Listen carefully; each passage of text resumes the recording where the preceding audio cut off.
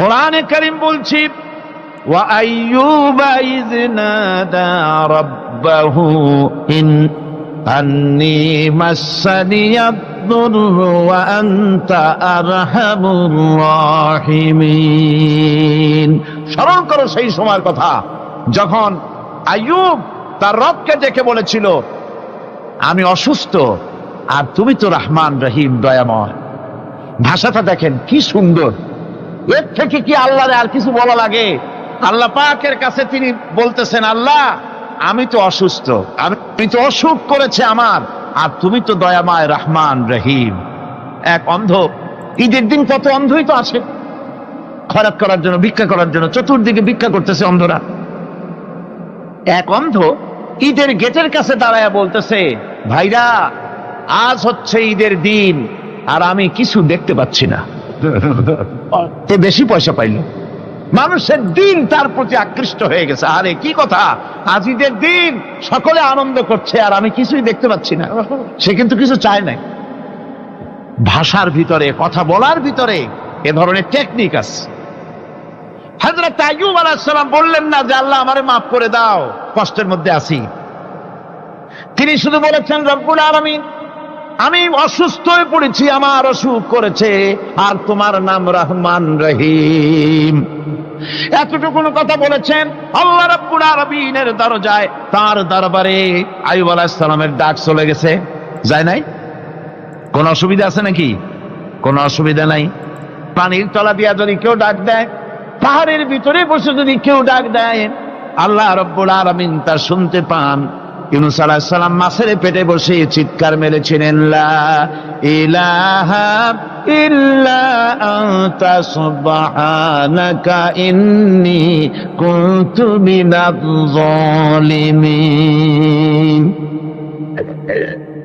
যিনি বলছিলেন, আয় আল্লাহ তাআলা আমি তোমার প্রশংসা করছি, তুমি ছাড়া উপাস্য নাই, মাবুদ নাই। আমি তোমার পবিত্রতা ঘোষণা করছি, আমি তো জালিমদের অন্তর্ভুক্ত হয়ে গেছি। বাস এতটুকুন কথাই বলেছেন। আল্লাহ পাক বলছেন, ইউনূসের ডাক তো কেউ শোনে নাই, পানির মধ্যে কেউ শোনে নাই, জমিনের কেউ শোনে নাই, মহাশূন্যের কেউ শোনে নাই, কিন্তু মাছের পেটের ভেতরে থেকে, গভীর অতল দরিয়ার তলদেশ থেকে মাছের পেটের ভিতরে বসে আমার ইউনূস যে ডাক দিল, ওই ডাক আমি আরশের মালিক আমি শুনতে পেয়েছি, আর সঙ্গে সঙ্গে জবাব দিয়েছি। ফাস্তাজাবনা লাহু ওয়া নাজ্জাইনাহু মিনাল গাম্মি ওয়া কাযালিকা নুজিল মুমিনিন। ডাকের সাড়া দিলাম, বিপদ দিয়া বাঁচায় দিলাম। শুধু ইউনূসের না, আল্লাহ পাক এ জায়গায় আবার ওয়াদা করলেন, দুনিয়ার যত মুমিন বান্দা আছে তারা যদি কখনো বিপদে পড়ে যায় আর আমারে যদি ডাকে, আমি এইরকম করে বিপদ থেকে বাঁচায়া দেব। আইয়ুব আলাইহিস সালাম যখন আল্লাহ রাব্বুল আলামিনের কাছে ফরিয়াদ করলেন, আল্লাহ পাক তখন বলছেন, কোরআনে কারীম বলছে, ফাস্তাজাবনা লাহু فكشفنا ما به من ضر وآتيناه أهله ومثلهم معهم رحمة من عندنا وذكرى للعابدين। আমি আইয়ুবের দোয়া কবুল করে নিলাম, শুধু তার পরিবার বর্গই দিলাম না, বরং আরো কিছু নিয়ামত আমি তাকে দান করে দিলাম। এবং তাই জন্য যেহেতু তারা ছিল আমার অনুগত বান্দা, আমার বাধ্যগত, আমি এই জন্য রহম করেছি, সমস্ত রোগ শোক আমি মাফ করে দিয়েছি। আমাদের সামান্য একটু জ্বর হয়, যদি 2-3 দিন জ্বর হয়েছে, জ্বর ছাড়ে না, বলে যে এত ভালো ভালো কাজ করি তারপর আমার এত জ্বর হওয়া লাগে, অমুকরা এত পাপ করে, তা তো কিছুই হয় না। খালি আল্লাহ আমার এই চোখে দেখলো, আমার বউর অসুখ, আমার অজুমুড়ি সারি না। ভাইরা, আপনি ঠিক পান না যে কি গুনাহ আপনি করেন। কোরআনে কারীম বলছি, وما أصابكم من مصيبة فبما كسبت أيديكم ويعفو عن كثير। যত বিপদ তোমাদের উপর আছে সব দুই হাতের কামাই করা। আর আমি তো অনেকগুলো ক্ষমা করে দেই। তোমরা যত পাপ করো, আকাম করো, সবগুলির শাস্তি যদি দুনিয়ায় দিতাম শ্বাস করার সময় পেতে না। অসুখ হলেই অধৈর্য হয়ে যেও না, ধৈর্য ধরো। আল্লাহ পাক বলেন শুধু আইয়ুব নয়, ওয়া ইসমাঈল ওয়া ইদরিস ওয়া যাল কিফলি কুল্লুম মিনাস সাবিরিন। এইভাবে করে ইসমাঈল, ইদ্রিস, জুলকিফল সবাই ছিল ধৈর্যশীল। জোরে বলেন সুবহানাল্লাহ। ধৈর্যের চরম পরাকাষ্ঠা ছিলেন তিনি। কোরআনে কারীম নবীদের এই কথাগুলি আমাদের শোনাচ্ছেন। হযরত ইয়াকুব আলাইহিস সালাম কলিজার টুকরা সন্তান হযরত ইউসুফ আলাইহিস সালামের জন্য তার মনটা পাগল ছিল। এত সুন্দর করে আল্লাহ তারে বানাইছিলেন, এত তিনি ছিলেন সৌন্দর্যের পিরামিড, যারা দেখলে চোখ ফিরানো যায় না। এমন সুন্দর সুপুরুষ যারা দেখি সেই যুগের সুন্দরী যুবতী মেয়েরা রূপের মোহে পড়ে নিজেদের আঙ্গুলগুলি কেটে ফেলে দিয়েছিল। রূপের মোহে এমন অবশ হয়ে গেছে, আঙ্গুল কেটেছে, হাত কেটেছে, টের পায় নাই। আবার ভুল বুঝবেন না, দুনিয়ার সেরা সুন্দর পুরুষ ইউসুফ আলাইহিস সালাম, তা কিন্তু রাসূলের চাইতে বেশি নয়। হযরত উম্মুল মুমিনিন আয়েশা রাদিয়াল্লাহু তাআলা আনহা তিনি বলেছেন, যেই সব সুন্দরী রমণীরা ইউসুফ আলাইহিস সালামকে দেখে রূপের মোহে পড়ে নিজেদের আঙ্গুলগুলো কেটে ফেলেছিল, ওরা যদি আমার হাবিবকে দেখতো, ওরা যদি আল্লাহ রাসূলকে দেখতো, তাহলে হাত কাটতে কাটতে কোন ফাঁকে দে কলিজা কেটে ফেলে দিত, ওরা টের পেত না। আবার বন্ধুগণ, হযরত আইয়ুব আলাইহিস সালাম সন্তানের মায়া, অন্যান্য ভাইরা হিংসায় পড়ে গেল, তারা নিয়ে তাকে কুয়ায় ফেলে দিল। সেখান থেকে তারা একটা ছাগল বা কোনো পশু জবাহ করে তার রক্ত মাখাইয়া জামায় এনে হাজির করে দিল। হযরত ইয়াকুব আলাইহিস সালামের সামনে যে তারে নিয়ে খেলা করতে গিয়েছিলাম, আমরা খেলায় লিপ্ত ছিলাম, বাগে খাইয়া ফেলাইছে। এগুলি কি গপ্প? এগুলি কি কোরআন? আল্লাহ পাক শোনাচ্ছেন, বিশ্ববাসীকে শোনাইছেন। সূরা ইউসুফের চাইতে এত সুন্দর উপাখ্যান গোটা পৃথিবীতে আর নাই। সুবহানাল্লাহ। অনেকে ইউসুফ জুলাইখার কেসা খুব মজা করে পড়ে, ফুর্তি করে, প্রেমের গল্প পড়ে। এটা কোনো প্রেমের গল্প নয়। ইউসুফ আলাইহিস সালাম, জুলাইখা ইউসুফ আলাইহিস সালামের জন্য কাঁদতে কাঁদতে চোখ কানা হয়ে গেছে। এরপর ইউসুফ আলাইহিস সালাম জুলাইখারে পাওয়ার জন্য পাগল হয়ে গেছে। নাউজুবিল্লাহ, এটা হয়নি কখনো। তিনি আল্লাহর পয়গম্বর। আর আল্লাহ কেমনে তারে বাঁচিয়েছেন? যখন জুলাইখা ঘরের ভিতরে সুন্দর করে যৌন উন্মাদনামূলক চিত্র অঙ্কিত করে ঘরের মধ্যে আটকায় দিয়েছে, তালা লাগায় দিয়েছে, আর নিজে যৌন উদ্দীপক কাপড় চোপড় পরেছে না পরার মতোই। সে যুগের সুন্দরী মেয়ে জুলাইখা, তার কুপ্রবৃত্তিকে চরিতার্থ করার জন্য আহ্বান করা হয়েছে। হযরত ইউসুফ আলাইহিস সালাম লক্ষ্য করে দেখলেন এমন জায়গা, এখান থেকে পালাবার তো পথ নাই, দরজা বন্ধ করে দিয়েছে। তিনি শুধু তখন কেবলমাত্র আল্লাহ রব্বুল আলামিনকে ভয় করলেন। আল্লাহকে ভয় করে আল্লাহর নাম নিয়ে যখন তালাবদ্ধ দরজার দিকে দৌড় দিয়েছেন, আল্লাহ রব্বুল আলামিন আপন কুদরতে তালাগুলি খুলে দরজা তার জন্য উন্মুক্ত করে দিলেন। ইউসুফ আলাইহিস সালামকে ফালাই দিয়ে এভাবে করে কাপড় এনে দিল তার সামনে, রক্তমাখা কাপড় পেয়ে হযরত ইয়াকুব আলাইহিস সালাম সন্তানদের মুখে কাহিনী শুনে তিনি কি বললেন? কোরআনে কারীম তা কোট করেছে। তিনি চিক দিলেন না, ফাল দিলেন না, ফিট হয়ে পড়লেন না। তিনি বললেন, কলিজার টুকরা সন্তান, তার মরার খবর শুনেছেন? তিনি বললেন কি? فصبر جميل والله المستعان على ما تصفون। আমি উত্তম সবর অবলম্বন করব। তোমরা যে কাহিনী রচনা করেছো এর বেলায় আমি আল্লাহর কাছে সাহায্য চাই, আমি উত্তম সবর অবলম্বন করব। আমার ভাইয়েরা, 11 ভাই মনে করেছিল ইউসুফ আলাইহিস সালামকে মরণ কুয়ায় ফালাই দিছি। তারা তো ঠিক পায় নাই এটা মরণ কুয়া না, এটা হচ্ছে একটা সুড়ঙ্গ, যাকে ইংরেজিতে বলে টানেল। এটা এমন একটা সুড়ঙ্গ, ওরা মনে করেছে মরণ কুয়া, কিন্তু আল্লাহ রাব্বুল আলামিন এই কুয়াতে এমন বানালেন, ওরা একদিকে ফালাই দিল মরণ কুয়ায়, এ কুয়ার আর এক মুখ দিয়া আল্লাহ রাব্বুল আলামিন ইউসুফ আলাইহিস সালামকে নিয়ে মিশরের সিংহাসনে বসায়া দিলেন। এটা মরণ কুয়া নয়, এটা রাজ সিংহাসনে বসার সুড়ঙ্গ পথ। ইউসুফ আলাইহিস সালাম আজ প্রেসিডেন্ট, সুবহানাল্লাহ, প্রেসিডেন্ট হয়ে বসে আছেন।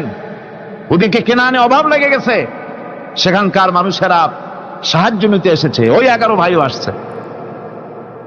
হযরত ইউসুফ আলাইহিস সালাম দেখেই চিনে ফেলেছে, ওরা কিন্তু তখনও ঠিক পায় নাই। হযরত ইউসুফ আলাইহিস সালাম চিনে ফেলেছেন, এখন কি করা উচিত? সবগুলোকে ঠ্যাং উপরের দিকে উঠাইয়া তারপরে সমানে ধোলাই দেওয়াই তো স্বাভাবিক ছিল, আমাদের মতো মানুষ হইলে, ঠিক কিনা? ঠিক তো বলবেনি, অভ্যাস তো এটাই। হযরত ইউসুফ আলাইহিস সালাম তাদের সামনে পরিচয় দিলেন। তারা যখন বুঝতে পারল, লজ্জায় তাদের মাথা হেট হয়ে গেল। হযরত তার এক তো লজ্জা, আর 2 নম্বরের ভয়, জান নিয়া কেনানে কেউ ফিরে যাইতে পারবো না। এখন অবস্থা হয়েছে যে জীবনই যায় নাকি এখানে। হযরত ইউসুফ আলাইহিস সালাম ভাইদের এই করুণ দুরবস্থা বুঝতে পারলেন, বুঝে চরম ধৈর্য ধরে তিনি কি বললেন? তিনি বললেন, লা তাসরিবা আলাইকুমুল ইয়াউম। ও ভাইরা, তোমাদের বিরুদ্ধে আমার কোনো ক্ষোভ নাই, দুঃখ নাই, বিদ্বেষ নাই, হিংসা নাই, আল্লাহর রাস্তায় মাফ করে দিলাম। আল্লাহু আকবার, সুবহানাল্লাহ। এর নাম পয়গম্বর। এর নাম কি? পয়গম্বর। কিসের লেনিন, কিসের মার্কস? জওয়ানেরা, ভুল পথে মানুষ চলেছিল, আলহামদুলিল্লাহ আল্লাহ এগুলারে ডাস্টবিনে ফালাই দিছে। কারণ আলহামদুলিল্লাহ, আলহামদুলিল্লাহ। পয়গম্বর কারে বলে, কারে বলে পয়গম্বর? কি চরিত্র! রাসূল করিম সাল্লাল্লাহু আলাইহি ওয়াসাল্লাম, তাকে একজন সাহাবী বলছিলেন, হুজুর বলছেন এই কামটা করলা না কেন? সাহাবী বললেন, হুজুর আপনি যদি চোখের ইশারায় বলতেন, মুখ দিয়ে না কইয়া, তাও তো আমি কামটা করে ফেলতাম, আমি তো বুঝি নাই। হুজুর বললেন, চোখের ঠারে ঠারে কাজ করা নবুয়তের শান নয়। আল ওয়াদুহু ওয়াস সারাহা, নবীরা যা করেন তা ডাইরেক্ট, কোনো বক্রতা নাই, স্পষ্ট কথা। আমার ভাইরা,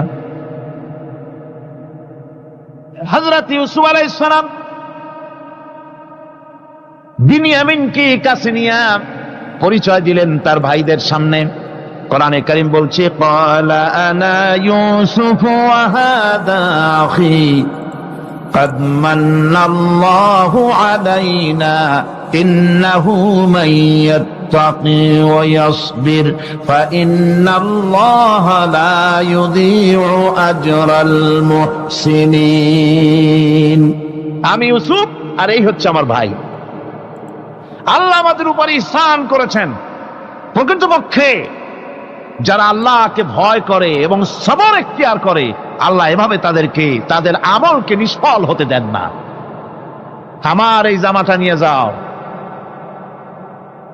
হযরত ইয়াকুব আলাইহিস সালাম, কলিজার টুকরা সন্তান ইউসুফ আলাইহিস সালামের বিরহ যন্ত্রণায় ছেলেকে কতদিন দেখে না, কাঁদতে কাঁদতে চোখ দুটো অন্ধ হয়ে গেছে। মিশর থেকে কেনানের দিকে জামা রওনা হয়েছে। কোথায় মিশর, কোথায় কেনান? জামা যখন রওনা হয়ে গেছে, হযরত ইয়াকুব বলতেছেন, আমি যেন আমার ইউসুফের গন্ধ নাকে পেতেছি। জামা চলে এলো, চোখের উপরে রাখলেন, আল্লাহ রাব্বুল আলামিন তাকে চক্ষুষ্মান বানায়া দিলেন। ভাইরা আমার, পয়গম্বরেরা সবর করে গোটা দুনিয়ার মানুষের সামনে দৃষ্টান্ত সেট করেছেন সবর কারে কন। আমার ভাইরা, হযরত ইব্রাহিম আলাইহিস সালামের কথা আল্লাহ পাক কোরআনে কারিমে বলছেন সবর কারে কয়, দেখো শেখো সবর কারে কয়। আল্লাহ পাক বললেন, ইব্রাহিম তোমার বিবি আর তোমার নবজাতক এই সন্তানকে রেখে আসো মক্কা নগরীতে। তিনি চলে গেলেন, সেখানে ঘর নাই, বাড়ি নাই, কিচ্ছু নাই, চতুর্দিকে ধুধু বালু আর মরুভূমি। হযরতে হাজরা বলছেন, ইব্রাহিম সামান্য পানি আর খাবার দিয়া আমার সন্তান শুদ্ধ এখানে রেখে দিতেছো, আমি কি অপরাধ করেছি? কোনো জবাব নাই। দুইবার তিনবার বলার পরে হাজরা বলছেন, ইব্রাহিম গো, তবে কি আমার আল্লাহর হুকুম মতো আমারে রেখে যাচ্ছ নাকি? হযরত ইব্রাহিম আকাশের দিকে আঙ্গুল উঁচু করলেন। কথা বলবেন, বাক শক্তি বেরোচ্ছে না। 80 বছর বয়সের সময় একটা বাচ্চা আল্লাহ তারে দিছেন, আর এমন বাচ্চা পয়গম্বরের ছেলে, কি সুন্দর চেহারা, মরুভূমির উপরে ফালাই দিয়ে রওনা হয়ে যাচ্ছেন, মুখ দিয়া কথা সরছে না, আকাশের দিকে দেখালেন। হযরত হাজরা বুঝতে পারলেন। হযরত হাজরা বলেন, ইব্রাহিম কোনো চিন্তা নাই, নিশ্চিন্ত মনে বাড়ি ফিরে যাও। আমি আমার আল্লাহর উপরে এতটা ভরসা করি, আল্লাহর হুকুমে যদি আমার এখানে রেখে যেয়ে থাকো, আল্লাহ পাক আমাকে আর আমার কলিজার টুকরা ইসমাইলকে পানিতে আর খাবারে মারবেন না, অবশ্যই তিনি ব্যবস্থা করবেন। ব্যবস্থা হয়ে গেল। হযরত ইসমাইল বড় হয়ে গেলেন। আল্লাহ পাক অর্ডার করলেন, জবাহ করো ছেলেকে। হযরত ইব্রাহিম আলাইহিস সালাম যখন জবাহের প্রস্তাব করলেন, হযরত ইসমাইল তা আপত্তি করতেন, বাবাজি আমার মায়ের আর আমাকে বাচ্চা অবস্থায় ফেলে গেলেন, খাবার দেন নাই, পরার দেন নাই, বছরের পর বছর আমাদের এখানে কাটলো, দেখতেও আসেন নাই, আজ আসছেন জবাহ দিতে। এটা কেমন কথা? কি ধরনের বাপ আপনি? এরকম বলছে নাকি? এরকম বলছে। হযরত ইব্রাহিম আলাইহিস সালাম প্রস্তাবটা কিভাবে পারলেন? আল্লাহ পাক কোরআনে কারিমের দৃষ্টান্ত রেখে দিয়েছেন। আল্লাহ পাক বলছেন, হযরত ইব্রাহিম ছেলেকে বললেন, ইয়া বুনাইয়া, হে আমার কলিজার টুকরা লাডলা, হে আমার কলিজার টুকরা সন্তান, ইন্নী আরা ফিল মানাম আন্নী আযবাহুক, আমি স্বপ্নে দেখছি আমি যেন তোমাকে জবাহ করতেছি। ফানজুর মাযা তারা, তোমার রায় কি বলো? আমি তো স্বপ্নে দেখছি যে আমি তোমার জবাহ করতেছি, এখন তোমার রায় কি, তোমার মত কি? হযরত ইসমাঈল আলাইহিস সালাম শুনিয়া দিলেন দৌড়, নাকি না? হযরত ইসমাঈল আলাইহিস সালাম ধৈর্যের প্রতীক, তিনি কি কথা বললেন, তার মুখের কথা কোরআন শরীফে আল্লাহ পাক উঠায় দিলেন। হযরত ইসমাঈল বললেন, ইয়া আবাতি ফাআল মা তু'মারু সাতাজিদুনি ইনশাআল্লাহু মিনাস সাবিরিন, হে আমার পিতা, আপনি যে ব্যাপারে আদিষ্ট হয়েছেন আপনি তা পালন করুন, অবশ্যই আমাকে ধৈর্যধারীদের মধ্যে পাওয়া যাবেন। সুবহানাল্লাহ। এক বর্ণনায় এসেছে, হযরত ইসমাঈল বললেন, আব্বাজান আমি ধৈর্যধারীদের ভিতরে আমারে পাবেন, তবে জবাহ করার আগে আমার হাত পাটা একটু বেঁধে নেন, কারণ জবাহের যন্ত্রণায় আপনার গায়ে যদি আমার হাত পা লেগে যায় তো বেয়াদবি হয়ে যেতে পারে। আর আমি মরে আমার জবাহ হয়ে যাওয়ার পর আমার রক্ত মাখা জামাটা নিয়া আমার মা হাজেরারে দিবেন, কারণ তাকে মা বলবার মতো আর তো কেউ নাই।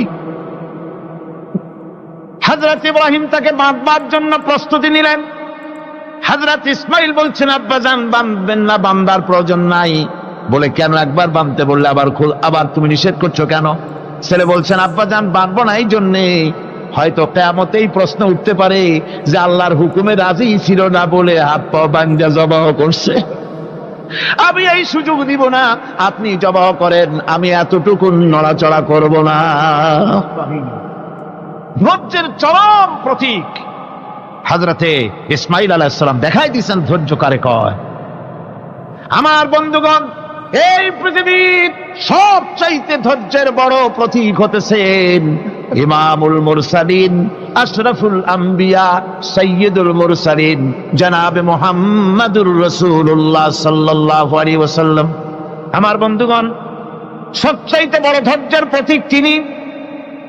কাউকে একটা গালি দেন নাই জীবনে, কাউকে ঠাট্টা করেন নাই, কাউকে মারেন নাই, কারো মনে দুঃখ দেন নাই। তিনি দুঃখ পেয়েছেন, তিনি কাউকে দুঃখ দেন নাই। তিনি কষ্ট পেয়েছেন, কাউকে কষ্ট দেন নাই। আমার ভাইয়েরা, তায়েফের ময়দান, আমার নিজের চোখে তায়েফে যেদিন আমি তায়েফ দেখলাম, আমি তায়েফে ঢুকেছি, জীবনে কোনোদিন যাই নাই। রমজান মোবারকে আমি সেখানে গেলাম, আমাকে বসার জন্য তারা নিয়ে যাবে। আমি বললাম আগে বসবো না, আমারে আগে নিয়ে যাও, আমার নবীকে কোন জায়গায় ওরা মেরেছিল সে জায়গাটা দেখাও। তায়েফের সেই গলিতে যখন আমি গিয়েছি, দুই দিকে পাহাড় দাঁড়ানো, তায়েফের লোক আমার সাথে ছিল, তারা বলল এই জায়গাটা প্রথম যেখানে চতুর্দিক থেকে নবীজিকে পাথর মারছিল আর আল্লাহর নবী বেহুশ হয়ে পড়ে গিয়েছিলেন। 3টা দিন না খাওয়া, হযরতে খাদিজা নাই, আবু তালিব নাই, মক্কায় জায়গা নাই পা রাখার। নবীজি 3টা দিন ঘুরলেন। নেতারা বলল তুমি যদি নবী হবে তো এতিম হলে কেন? আল্লাহ নবী বানাবার জন্য কি একটা ধনী মানুষ পায় না? তোমার মতো এতিম আর গরিবের নবী বানাইলো কেন? আল্লাহ নবী 3 দিন পর যখন দেখলেন কেউ দাওয়াত শোনে না, কেউ মানে না, কেউ গ্রহণ করে না, তখন তিনি নেতাদের অনুরোধ করলেন ঠিক আছে, দাওয়াত তো কবুল করলে না, তবে একটা কাজ করো, অন্তত আমি যে তায়েফে আসছিলাম এই খবরটা মক্কায় দিও না, ওরা আরো অত্যাচার বাড়ায় দেবে। এই কাফিরগুলি খবর তো মক্কায় পাঠালো আর সমস্ত যুবকদেরকে লেলিয়ে দিল। যুবকেরা চতুর্দিকে দাঁড়াইছে, রাসূলকে পাথর মারা শুরু করে দিল। আমি যখন রেল লাইনের থেকে হাঁটি, যখন রেল লাইন কোনো সময় দেখি, রেলের পাথরগুলি, রেল লাইনের পাথরগুলি দেখলেই আমার মাথায় যেন কেন তায়েফের কথা মনে এসে যায়। আরে মানুষের গায়ে পাথর মারলে কি অবস্থার সৃষ্টি হয়? পাথর নূরের শরীর, রহমতের শরীর, কিটি কিটি রক্ত ঝরছে। নবীজিকে জোর করে উঠাইয়া জবরদস্তি করে হাঁটার জন্য তারা ধাক্কা মারতেছে। আবার কিছুদিন গিয়ে নবীজি আবার বেহুশ হয়ে পড়েছেন, এইখান থেকে আবার উঠাইছে, আবার ধাক্কা মারতেছে। 3 নম্বরের আর একটা জায়গা আছে যেখানে ভাঙ্গা একটা মসজিদ। তায়েফের লোকেরা আমাকে বলল এই জায়গাটা হলো শেষ জায়গা যেখানে রাসূল করিম 3য়বারের মতো বেহুশ হয়েছিলেন, এখানেই হুজুরের রক্ত ঝরেছে বেশি। 2 রাকাত নামাজ পড়লাম, সিজদায় পড়ে এমন কান্না কাঁদলাম আল্লাহর কাছে। নবীজি যখন হুঁশ এসেছে, হযরতে জিবরাইল বলেন ইয়া রাসূলুল্লাহ, আপনার এই কষ্ট দেখে ফেরেশতারা কাঁদতেছে, আপনি অনুমতি দিয়ে দেন এই 2 পাহাড়কে মিলাইয়া সমস্ত তায়েফবাসী কাফেরগুলি মাটির সাথে মিশাইয়া দেই। নবীজি বললেন জিবরাইল, আমি যদি হুকুম করি আর আমার হুকুম মতো যদি এই কাম করো, একটা কাফেরও যদি না বাঁচে তাহলে কার মুখে পৌঁছাবো লা ইলাহা ইল্লাল্লাহু মুহাম্মাদুর রাসূলুল্লাহ। আমার ভাইরা, হুজুর সাল্লাল্লাহু আলাইহি ওয়াসাল্লাম উঠে বসলেন। এমন সময় হযরতে যায়েদ শরীরের রক্তগুলি মুছে দিতেছেন। হুজুর সাল্লাল্লাহু আলাইহি ওয়াসাল্লাম বসে 2খানা হাত উত্তোলন করলেন। নবীজির চোখ থেকে পানি গড়ায় পড়তেছে। আরে কেউ নাই, আল্লাহ ছাড়া কেউ নাই সাহায্য করার।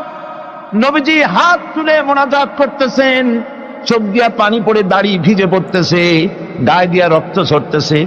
নবীজি কি দোয়াটা করলেন? বদদোয়া করলেন না, গজব দিতে বললেন না।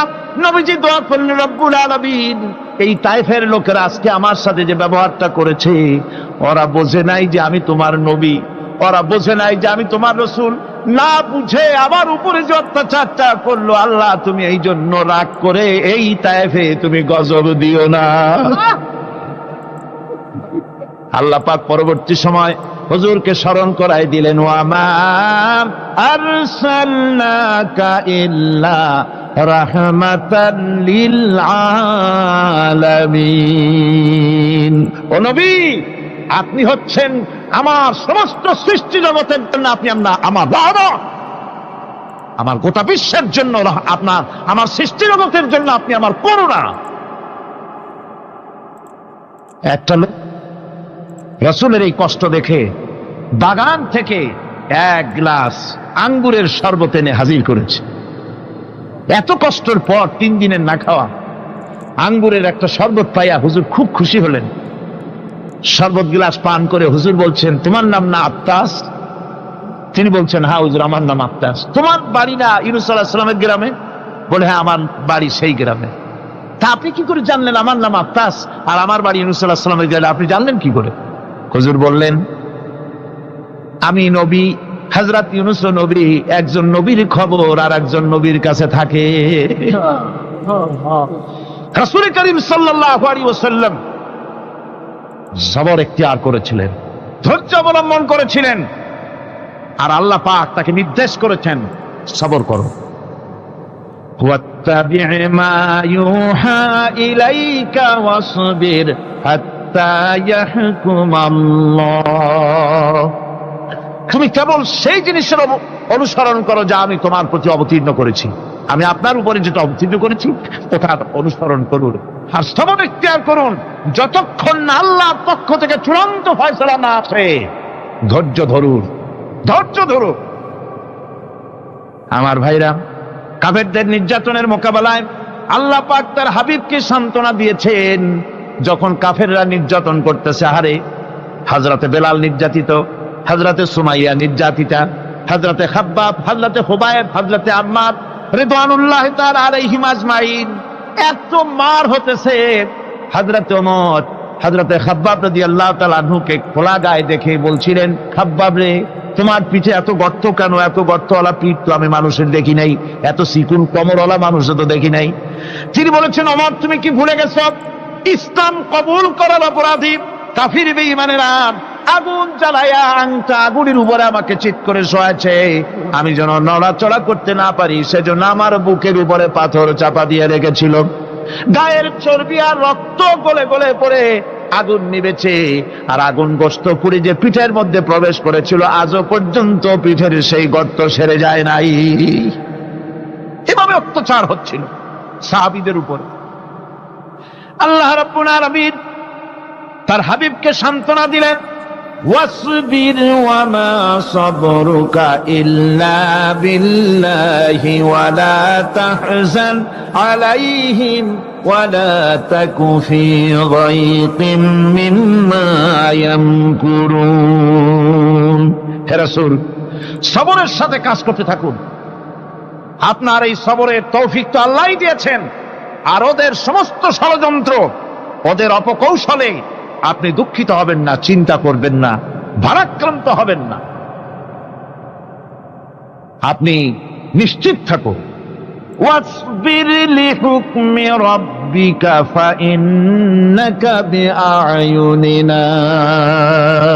হে নবী, আপনার রবের চূড়ান্ত ফয়সালা আসা পর্যন্ত ধৈর্য ধারণ করুন। আপনি তো আমার চোখের সামনে। সুবহানাল্লাহ, সুবহানাল্লাহ। গড, আপনি আমার চোখের সামনে। কে আপনাকে কি করবে আমি দেখবো না? সুবহানাল্লাহ। মন্ত্রী যদি, এই সলিমুদ্দিন মার্কা মন্ত্রী যত আছে, এই মন্ত্রীরা যদি দেখাতে ভয় কিসে? আমি তোকে দেখছি না? সাহসটা কেমন বাড়ে, কেমন বাড়ে সাহস। আরে কোনো মন্ত্রী ছাতা মাতা না, কোন প্রেসিডেন্ট রাজা বাদশা না, আকাশ আর জমিনের মালিক আমার আল্লাহ রাব্বুল আলামিন বলছেন, হাবিব, কোনো চিন্তা নাই, আপনি আমার চোখের সামনে।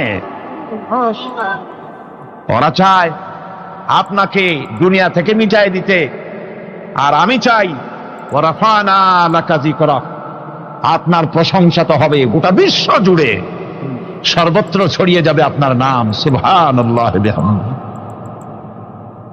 আল্লাহ পাক অন্যত্র বলেছেন, ওয়ালাকাদ কুযযিবাত রুসুলুম মিন ক্বাবলিকা ফাসাবারু আলা মা কুযযিবু ওয়া উযু হাত্তা আতাহুম নাসরুনা।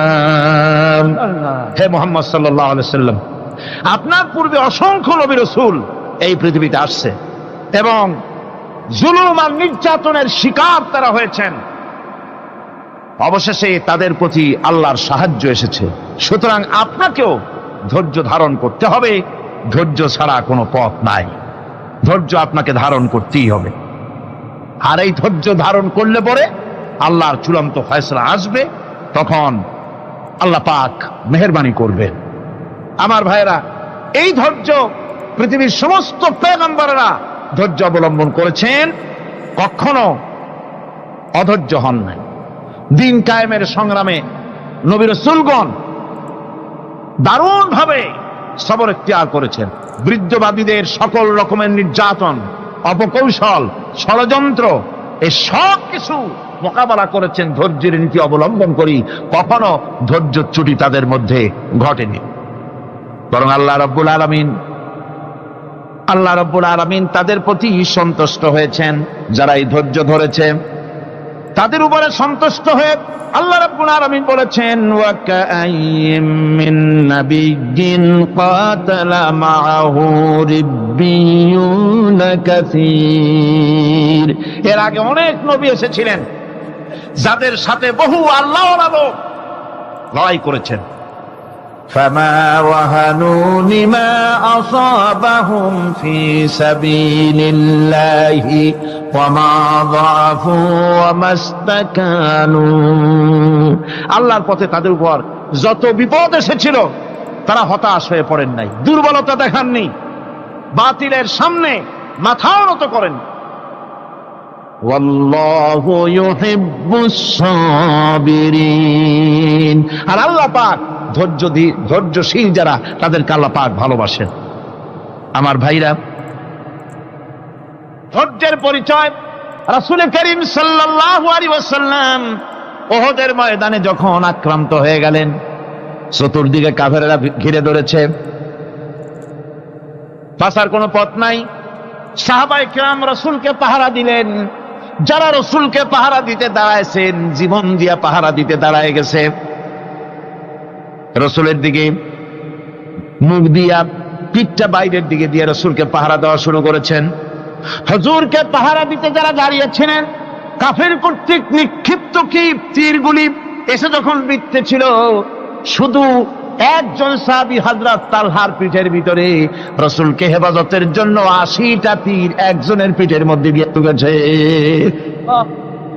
এক অসতর্ক মুহূর্তে নবীজির দান্দান মোবারক শহীদ হয়ে গেল, শিরস্থান ভেঙে গেল, লোহার কড়া প্রবিষ্ট হয়ে গেল কপালের ভিতরে। হুজুর মাথা ঘুরে পড়ে গেলেন। হযরত আবু উবায়দা রাদিয়াল্লাহু তাআলা আনহু হুজুরের মস্তক মোবারককে কোলে করে নিয়ে তারপরে বহু কষ্ট করে মাথা থেকে লোহার কড়া বের করলেন। এবার ওই কড়ার ছিদ্র দিয়ে রক্ত আসতেছে, মুখ দিয়ে রক্ত পড়তেছে, দাড়ি ভিজে যাচ্ছে। বুখারী শরীফে এসেছে, আল্লাহর নবী দুইখানা হাত নিজের চেহারার উপরে মলে আনে, টাটকা রক্ত চোখের সামনে দেখে বলছেন, আহারে, এই কওমের ফালাত কি করে হবে, এই কওমের মুক্তি কি করে হবে, এই কওমের নাজাত কি করে হবে, যে কওম তার নবীর চেহারা রক্ত দিয়ে লাল বানাইয়া দিল। নবীজি বললেন, আল্লাহুম্মা গফিরলি কওমি ফাইন্নাহুম লা ইয়ালামুন। আয় আল্লাহ পাক, আমার এই কওম বুঝতে পারে না, ওদেরকে মাফ করে দাও। খবর ছড়িয়ে গেল নবীজি শহীদ হয়ে গিয়েছেন।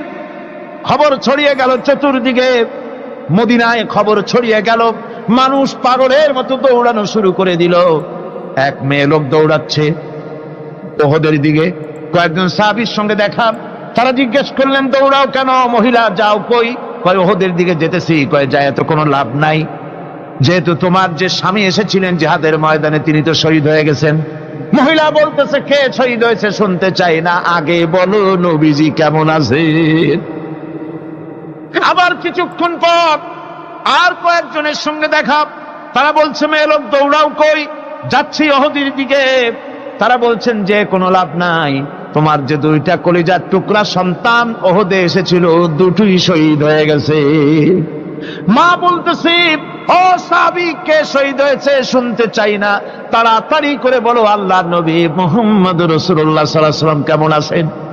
দৌড়াতে দৌড়াতে উহুদের মাঠে সাহাবায়ে কিরাম পরিবেষ্টিত আল্লাহর নবীর কাছে গিয়ে হুজুরের জীবিত চেহারা মোবারকের দিকে তাকায়া মেয়ে লোকটি কাঁদতেছে আর বলতেছে, ইয়া রাসূলুল্লাহ, আমার স্বামী মরা শোক, আমার কলিজার টুকরা দুইটা সন্তান মরা শোক আমার কলিজা থেকে মুছে গেছে, আপনি বেঁচে আছেন তামাম মুসলমানদের চাইতে বড় সান্ত্বনার রায়। ভাইরা আমার, রাসূল করিম সাল্লাল্লাহু আলাইহি ওয়াসাল্লাম এভাবে করে ধৈর্যের পরিচয় দিয়েছেন। গালাগালি দেন নাই, রাগ করেন নাই, বদদোয়া করেন নাই। সুবহানাল্লাহ কোন সুবহানাল্লাহ। ভাইরা আমার, এই সবর এমন মহান বৈশিষ্ট্য, এর মধ্যে রয়েছে জিহাদের ময়দানে যদি লোক কম হয় আর যদি তাদের মধ্যে সবর থাকে, বেশি সংখ্যক লোকের উপরে আল্লাহ পাক সবরকারীদেরকে বিজয়ী করে দিবেন। কোরআনে কারীমে রব্বুল আলামিন বলেন, কাম মিন ফিয়াতিন কালিলাতিন গালাবাত ফিআতান কাসীরাতাম বিইذনিল্লাহ আল্লাহু মা'আস সাবিরিন। এমন ঘটনার বহু নজির আছে যে কম সংখ্যক লোকেদের উপরে আল্লাহ পাক, বেশি সংখ্যক লোকেদের উপর আল্লাহ পাক কম সংখ্যক লোকদেরকে জয়ী করে দিয়েছেন। আল্লাহু মা'আস সাবিরিন, আর আল্লাহ আছে ধৈর্যশালীদের সাথে। আল্লাহ আছে কাদের সাথে? দেখেন না বদরের কামটা, বদরের ময়দান, 313 জন মুসলমান, অস্ত্রপাতি নাই, সামান্য সামান্য অস্ত্র, আর কাফেরেরা এসছে হাজারেরও বেশি। আমার বন্ধুগণ, ধৈর্যে কত বড় কাম দিল, ধৈর্য ধারণ করেছেন তারা, আল্লাহর উপরে ভরসা করেছেন। আল্লাহ রাব্বুল আলামিন অস্ত্রের কাজ কি দিয়া করায় দিলেন। একজন সাহাবী এসে বলছেন, হুজুর, জিহাদের ময়দান, ইসলামের প্রথম জিহাদ, আমার কাছে তো অস্ত্র নাই, মেহেরবানি করে একটা অস্ত্র আমারে দেন, আমি লাফায় পড়ি জিহাদের মধ্যে। হুজুর বলেন, অস্ত্র তো আমার কাছে নাই, দিবটা কি? সাহাবী বলছেন, হুজুর, অস্ত্র না থাকে যা পারেন তাই দেন, আপনার হাত দিয়ে যা দিবেন আমি দাঁড়ায় থাকতে পারবো না, জিহাদে আমাকে শরীক হতেই হবে। নবীজি কাছে পেলেন একখানা শুকনা খেজুরের ডালখানা তুলে সাহাবীর হাতে তুলে দিলেন। সাহাবী বলেন, রাসূলের হাতের দেওয়া শুকনা খেজুরের ডালটা নিয়ে আমি যখন কাফেরদের ভিড়ের মধ্যে ঝাঁপায় পড়ে যখন শুকনা খেজুরের ডাল দিয়ে আঘাত দিলাম, তখন ধারালো তরবারে দিয়ে আঘাত করলে যে কাম হয়, শুকনা খেজুরের ডালের আঘাতে কাফের দ্বিখণ্ডিত হয়ে জমিনে পড়ে গেল। ভাইরা আমার, আল্লাহ রাব্বুল আলামিন সবর যারা করে, সংখ্যায় যদি কম হয়, আল্লাহ পাক তাদেরকে বিজয়ী করে দেবেন, এই ওয়াদা আল্লাহ রাব্বুল আলামিন করেছেন। এই সবরের গুণ ছাড়া জান্নাতেও প্রবেশ করা যাবে না। সবর যদি না থাকে বেহেশতে যাওয়া যাবে না। ভালো করে মনে রাখেন, আল্লাহ পাক বলছেন, আম্মা হাসিবতুম আন তাদখুলুল জান্নাতা ওয়া লাম্মা ইয়া'লামিল্লাহুল্লাযীনা জাহাদু মিনকুম ওয়া ইয়া'লামাস সাবিরিন। তোমরা কি মনে করেছো এমনি বেহেশতে চলে যাবা? এটা কি মামু বাড়ির আবদার নাকি? এমনি বেহেশতে চলে যাবা? অথচ আল্লাহ রাব্বুল আলামিন এখনো দেখেন নেননি যে তোমাদের মধ্যে কারা জিহাদ করতে প্রস্তুত, কারা তোমাদের মধ্যে জিহাদ করে জান দেওয়ার জন্য প্রস্তুত, আর কারা ধৈর্যধারী, এটা তো আল্লাহ এখনো দেখে নেন নাই। সুতরাং হক এবং বাতিলের সংগ্রামে লিপ্ত হতে হবে। আল্লাহ দেখতে চান কারা জীবন দিতে চায়। সুতরাং ইসলামী আন্দোলনে যারা শরীক হবে, তাদের বিপদ এবং মুসিবত দিয়ে আল্লাহ রাব্বুল আলামিন তাদের সাহসিকতা এবং ধৈর্যের পরীক্ষা নিবেন। কোরআনে কারীম বলছেন, ওয়ালানাবলুয়ান্নাকুম হাত্তা না'লামাল মুজাহিদিনা মিনকুম ওয়াস-সাবিরিনা ওয়া নাবলুয়া আখবারাকুম। অবশ্যই আমি তোমাদেরকে পরীক্ষার সম্মুখীন করব, আর তোমাদের মধ্যে সত্যিকার মুজাহিদ, দৃঢ়তা অবলম্বনকারী কারা, আমি তা দেখব। এটা যেন আমি দেখে নিতে পারি, সেই জন্য আমি বিপদ এবং মুসিবতের মধ্যে তোমাদের ফেলবো। ধৈর্যধারীদের উপরে আমার রহমত অবশ্যই থাকবে। খবর এমন এক সম্পদ যা ধারণ করলে পরে আল্লাহ রাব্বুল আলামিন রাষ্ট্রীয় ক্ষমতা দান করে দেন। কোন সুবহানাল্লাহ, জোরে কোন সুবহানাল্লাহ। ধৈর্য ধারণ করলে আল্লাহ রাষ্ট্রের মতো বিরাট নিয়ামত আল্লাহ হাতে তুলে দিবেন।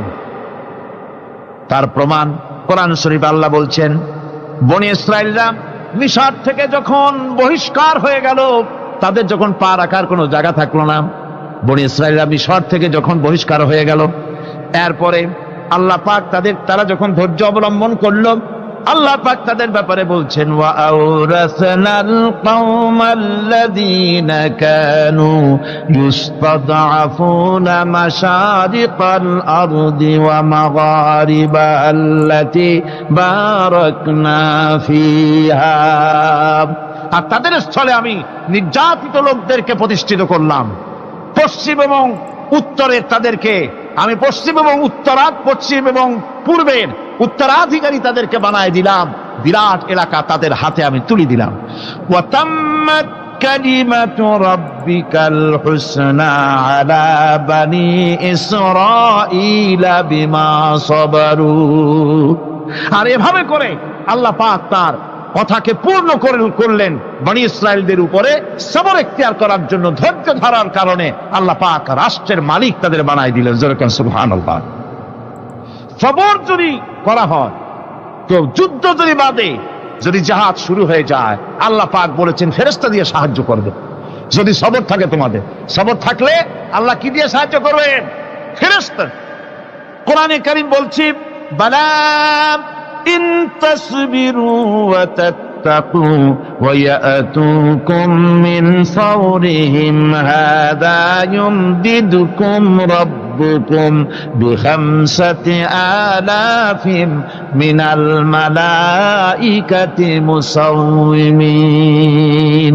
হ্যাঁ, তোমরা যদি ধৈর্য অবলম্বন করো আর আল্লাহকে ভয় করে চলো, তাহলে এক্ষুনি আল্লাহ রাব্বুল আলামিন তোমাদের জন্য কাতারে কাতারে শৃঙ্খলাবদ্ধ 10,000 ফেরেশতা দিয়ে তোমাদেরকে সাহায্য করবেন। সুবহানাল্লাহ। তোমাদেরকে ফেরেশতা দিয়ে সাহায্য করা হবে। তোমরা যদি সবর ইখতিয়ার করো, তাহলে সংখ্যা যদি কম হয়, বেশি সংখ্যার উপরে জয়ী করে দেব। ইয়াকুম মিনকুম 20 সাবিরুনা ইয়াগলিবু মিয়াতাইন। যদি তোমাদের ভিতরে ধৈর্যশীল 20 জন হয়, আমি 200 কাফেরের বিরুদ্ধে তোমাদেরকে জয়ী করে দেব। সুবহানাল্লাহ। তোমরা যদি হও ধৈর্যশীল 20 জন, 200 কাফেরের উপরে তোমরা জয়যুক্ত হয়ে যাবে। আর বিপদ আর মুসিবতে যারা ধৈর্য ধরে, তাদের জন্য আল্লাহর পক্ষ থেকে সুসংবাদ। সুসংবাদ কাদের জন্য? ধৈর্যধারীদের জন্য। কোরআনে কারীম বলছে, ওয়াবাশশিরিস সাবিরিনাল্লাযীনা ইযা আসাবাতহুম মুসিবাতুন ক্বালু ইন্না লিল্লাহি ওয়া ইন্না ইলাইহি রাজিউন।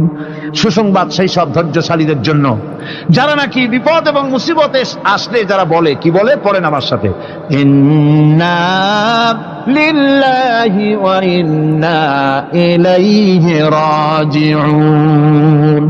এটা শুধু আমাদের লোকেরা কেউ মরলে পড়ে, এটা শুধু মরার সময় নয়, বরং যে কোনো বিপদ আর মুসিবত এলে মুমিন বান্দা যারা, তারা কি পড়বে? ইন্না লিল্লাহি ওয়া ইন্না ইলাইহি রাজিউন।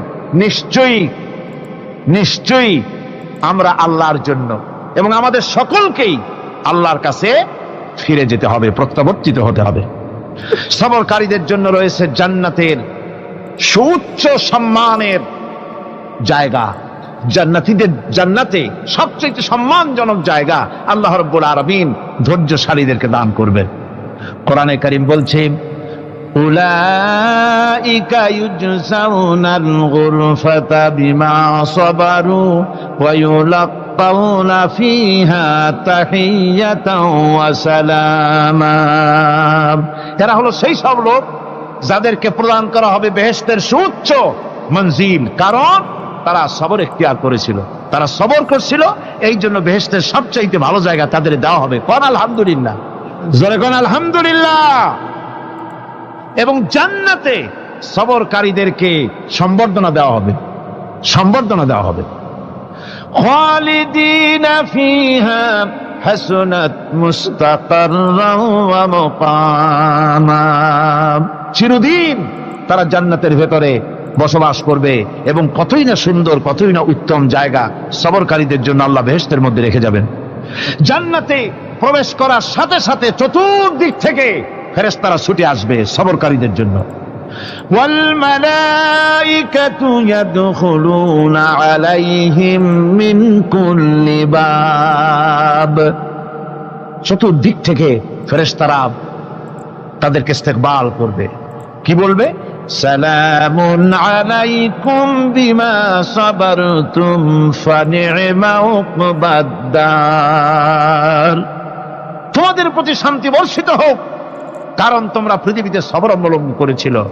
কতই না উত্তম জায়গা, কতই না সুন্দর জায়গা আল্লাহ রাব্বুল আলামিন সবরের বিনিময় তোমাদেরকে দান করেছেন। সুতরাং এই সবর হচ্ছে মুসলমানদের জন্য সবচেয়ে বড় নিয়ামত। আজ আমার তো মনে হয় পৃথিবীতে মুসলমানরাই সবচেয়ে বেসবর। ট্রেনে যাবে, বসা নিয়ে বেসবর, টিকিট নিয়ে বেসবর, বাসের মধ্যে বেসবর, বাজারে যাবে বেসবর, স্কুলে যাবে বেসবর, যেখানে যান সব জায়গায় আমরা বেশি অধৈর্য, ঠিক কিনা কর? সামান্য সামান্য জিনিস নিয়ে ঝগড়া করা, মারামারি করা, এই হচ্ছে আমাদের ট্র্যাডিশন। ধৈর্য অবলম্বন করতে হবে জীবনের সকল ক্ষেত্রে। এই ধৈর্য আমাদেরকে রক্ষা করতে হবে। এই ধরনের ধৈর্য যদি আমরা অবলম্বন করতে পারি, তাহলে আল্লাহ পাক বলছেন উলাইকাল্লাযীনা সাদাকু ওয়া উলাইকা হুমুল মুত্তাকুন। এরাই হলো ঈমানের দাবিতে সত্যবাদী। কোন আলহামদুলিল্লাহ। কারা কারা? না না, শুধু সবরকারী না। এই যে 10টা পয়েন্ট বলা হলো, কয়টা পয়েন্ট বলা হয়েছে? 10টি পয়েন্ট। সেই 10টি পয়েন্ট যারা পালন করবে এরা হলো ঈমানের দাবিতে সত্যবাদী, আর এরাই হচ্ছে প্রকৃতপক্ষের মুত্তাকি। আমরা মুত্তাকি বুঝি দাঁতে ছাতা, দাড়ি টাড়ি আশ্রয় না, জাব্বা জুব্বা গায়ে দিয়ে কোনো জায়গায় পড়ে থাকে। হ্যাঁ, এটা বড় মুত্তাকি, খুব পরহেজগার। সালাত চট্টর যদি পড়ে তাহলে তো আরো বড় পরহেজগার। জি, আর যদি কাপড় চোপড় মোটেও না থাকে তাহলে তো খাজা বাবা হয়ে গেল। জি, নাউযুবিল্লাহ মিন যালিক। আর আল্লাহ বলছে মুত্তাকি কারে কয় শোনো, এরে কয় মুত্তাকি যাদের মধ্যে এই 10টা গুণ আছে। এই 10টি সত্য যদি সম্পাদন করতে পারি, যদি আমল করতে পারি, জীবন ধন্য হয়ে যাবে। সেই 10টি কথা আমি আবার আপনাদের স্মরণ পটে তুলে দিতে চাই, প্যাকেট করে পকেটে উঠাই দিতে চাই, যেন বাড়ি নিয়ে যেতে পারেন। 1 নম্বর হচ্ছে 10টি পয়েন্টের 1 নম্বর আল্লাহর প্রতি ঈমান। 1 নম্বরে আল্লাহর প্রতি ঈমান, 2 নম্বরে পরকালের প্রতি ঈমান, 3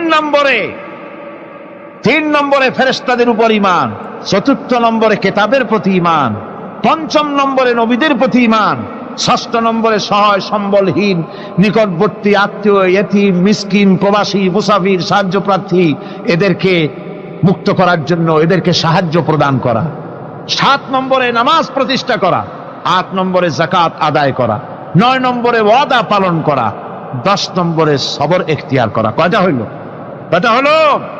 এই 10টি কাজ যদি আমরা পালন করতে পারি, বিপদে মুসিবতে ধৈর্য ধারণ করতে পারি, যত মুসিবত আসুক, আসলে এগুলি কিছু না। মুসিবত আল্লাহ টেস্ট করবেন, মুসিবত দিয়া আল্লাহ টেস্ট করেন। দেখা যায় যে ওদের শক্তি খুব বেশি, চোখে আপনি দেখতে পারেন, কিন্তু আল্লাহ বলছেন ইন্না কায়দাশ শায়তানে কানা দাঈফা। বাতিলরা হলো শয়তান। বাতিলরা কি? আর ওদের চক্রান্ত আসলেই দুর্বল। এদের চক্রান্ত আসলে কি? দুর্বল। কাজেই এগুলিকে ভয় করা যাবে না। বিপদে মুসিবতে ধৈর্য ধারণ করে যদি অগ্রসর হওয়া যায়, তো আল্লাহ রাব্বুল আলামিন এই 10টি পয়েন্ট যদি আমল করা যায়, দুনিয়াও শান্তি পাবো, আখিরাতেও শান্তি পাবো। যত মুসিবত আসুক, বিপদ আসুক, ধৈর্যের সাথে মোকাবেলা করতে হবে। ধৈর্যের অর্থ কি? আমি আগেই বলেছি, ধৈর্যের অর্থ হচ্ছে অবিচলতা, দৃঢ়তা, বরদাস্ত করা, সহিষ্ণুতা, ধীরতা, স্থিরতা। ধৈর্যের অর্থ এটা নয় একজন একটা থাপ্পড় মারলো আর আপনি বলবেন যে বাবা ব্যথা পাইছো নাকি, তাহলে আরো একখান থাপ্পড় দিয়া দাঁত আমার সবগুলো ভালাই দেয়। এর নাম ধৈর্য নয়। ধৈর্য হচ্ছে পরিস্থিতির মোকাবেলা করতে হবে সাহসিকতার সাথে, এর নাম হচ্ছে ধৈর্য। ওই যে আমি একটা দৃষ্টান্ত দিয়ে থাকি।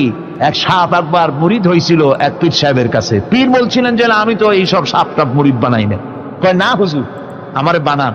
তারপরে মুরিদ বানায় কিছু অজিফাতারে শিখাই দিল, আর বললো খবরদার কাউকে দংশন করবে না। ঠিক আছে, সে যায়া জিগারাজগার শুরু করে দিয়েছে।